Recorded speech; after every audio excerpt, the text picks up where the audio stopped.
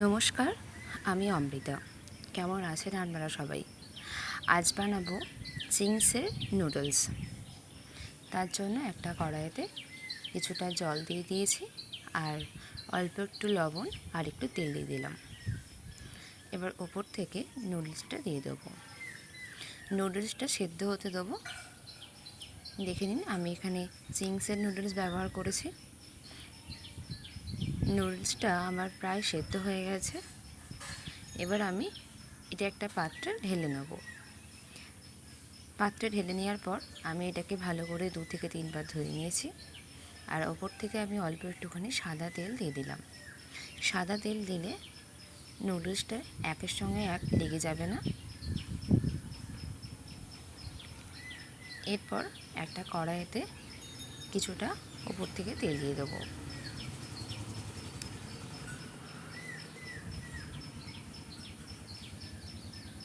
তেলটা একটুখানি গরম হয়ে এলে ওপর থেকে একে একে কেটে রাখা সবজিগুলোকে দিয়ে দেবো।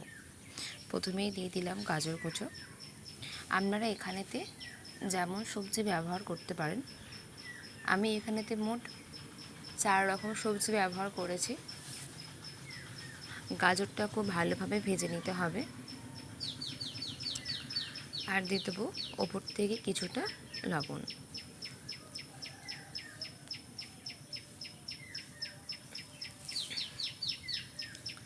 গাজরটা একটু ভাজা ভাজা হয়ে গেলে ওপর থেকে আগে থেকে কেটে রাখা ক্যাপসিকামগুলোকে দিয়ে দেবো।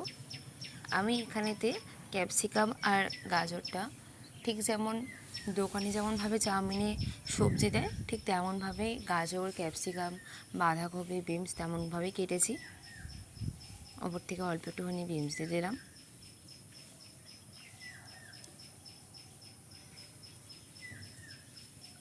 গ্যাসের ফ্লেমটাকে একদম হাই করে রাখবেন।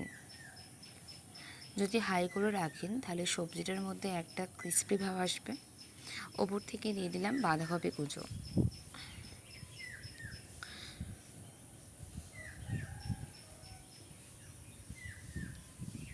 সব সবজিগুলোকে খুব ভালোভাবে ভাজতে হবে। দেখুন, আমার সবজিগুলো একদমই প্রায় ভাজা ভাজা হয়ে এসছে। এরপর আমি ওপর থেকে কিছুটা পনিরের টুকরো নিয়ে দিয়ে দেবো। এটা পুরোটাই অপশনাল, আপনারা চাইলে দিতেও পারেন আবার নাও দিতে পারেন। আমি যেহেতু ভেজ বানাচ্ছি তাই আমি এখানে পনির অ্যাড করেছি। আপনারা চাইলে ডিম বা চিকেন দুটোই অ্যাড করতে পারেন। এরপর ভাজা ভাজা হয়ে গেলে ওপর থেকে যে নুডলসটা সেদ্ধ করে রেখেছিলাম সেই নুডলসটা ওপর থেকে দিয়ে দেবো। দেখুন, তেল লাগিয়ে রাখার জন্য নুডলসগুলো কিন্তু একটার সঙ্গে একটা একদম লেগে যায় না, একদম ঝরঝরে আছে। এরপর খুব হালকা হাতে সবজিগুলো মেশাতে হবে।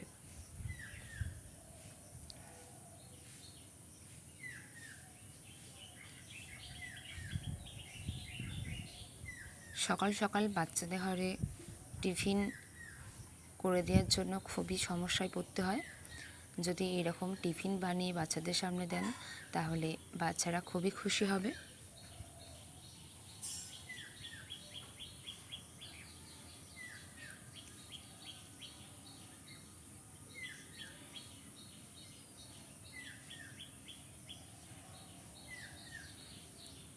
দেখুন, খুব ভালোভাবে আমি এখানে মিশিয়ে নিচ্ছি।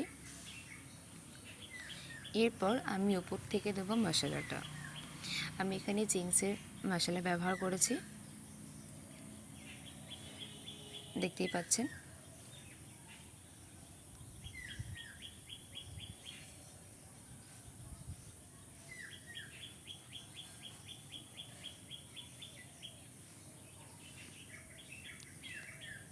প্রথমে একবারে অনেকটা দিয়ে দেবেন না, ওপর থেকে কিছুটা দিয়ে ভালো করে মিশিয়ে নেবেন। তারপর যদি লাগে তাহলে অবশ্যই দেবেন।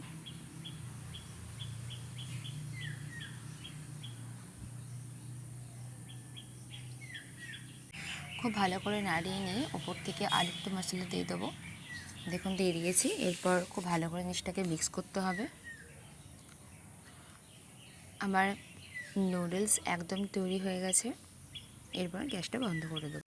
নুডলসটা একটা পাত্রে ঢেলে নিয়েছি। দেখুন প্রত্যেকটা সবজি বুঝতে পারা যাচ্ছে। আপনারা বাড়িতে অবশ্যই বানাবেন, বানিয়ে বাচ্চা থেকে বড় সকলকে দিতে পারেন। আমার এই নুডলসের রেসিপিটি যদি আপনাদের কাছে ভালো লেগে থাকে তাহলে আমার চ্যানেলটি অবশ্যই সাবস্ক্রাইব, লাইক, শেয়ার, কমেন্ট করবেন। ততক্ষণ ভালো থাকবেন, সুস্থ থাকবেন, সকলকে ভালো রাখবেন। ধন্যবাদ।